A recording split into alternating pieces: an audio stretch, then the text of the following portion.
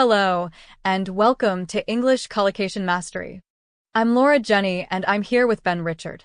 Ben, you're ready to help everyone become a little more natural in their English today? You bet, Laura. All right, folks, let's kick things off nice and clear. So, collocations. It's a fancy word, but really, it's just about words that like to hang out together, right? Like a pair or a group of words we use together all the time. And if you hear someone say, fast cars, yeah, that sounds good. But fast glance? Kind of weird, huh? Exactly. I get this question a lot from learners, actually. Like, why does quick meal sound better than fast meal?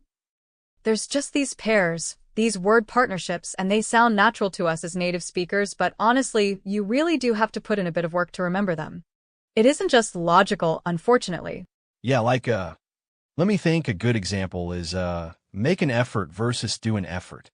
To me, make an effort just rolls off the tongue.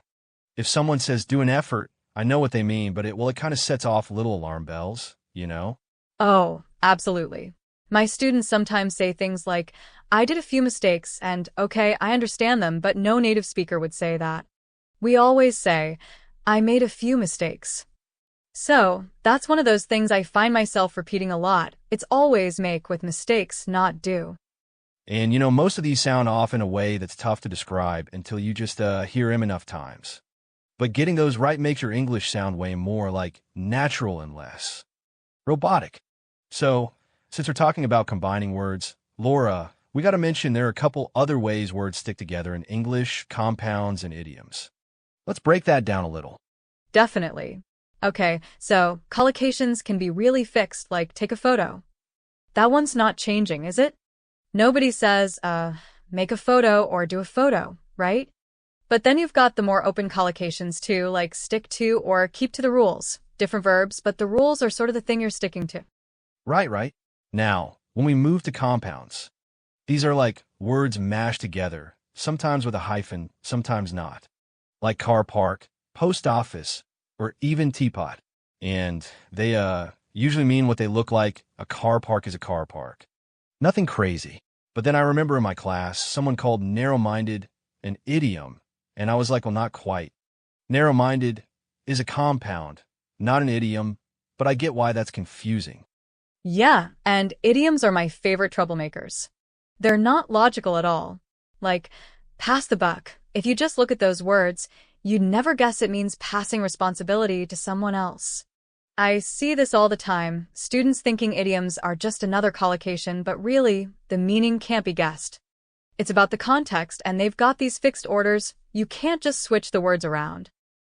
I always say, if you don't know the meaning from the whole phrase, you're probably looking at an idiom, not a compound or a collocation. And honestly, even native speakers can get tripped up if they haven't heard it before. Exactly. And that's why, when you're learning, it helps to know which is which. Otherwise, you might try to make a T instead of have a T, right? So, why is all this important? Well, honestly, using collocations just makes you sound more natural, more like someone who's lived with the language for ages. Like, instead of saying, it was very cold, you might say, it was bitterly cold, and suddenly, bam, you get that extra feeling in there. That's true. And it's not just about sounding fancy. Learning collocations helps you be more precise, too. Like, poverty breeds crime. That's a way more powerful way to put it than just poverty causes crime.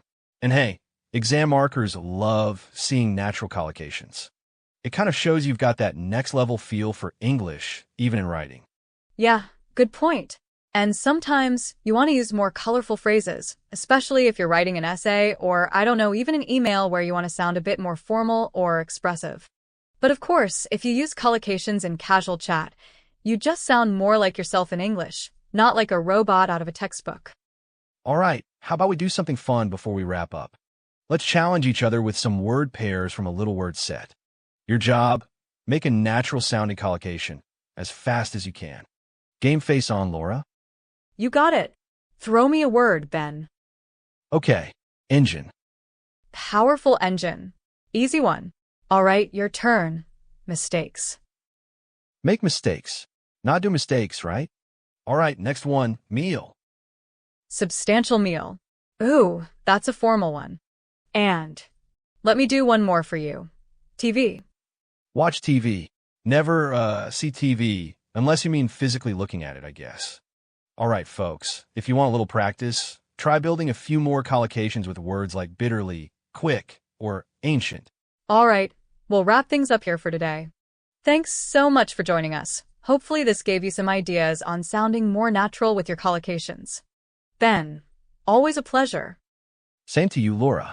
Thanks for listening, everyone. Keep practicing those word pairs, and we'll be back soon with more tips to help your English sound even better. Take care, everyone. See you next time.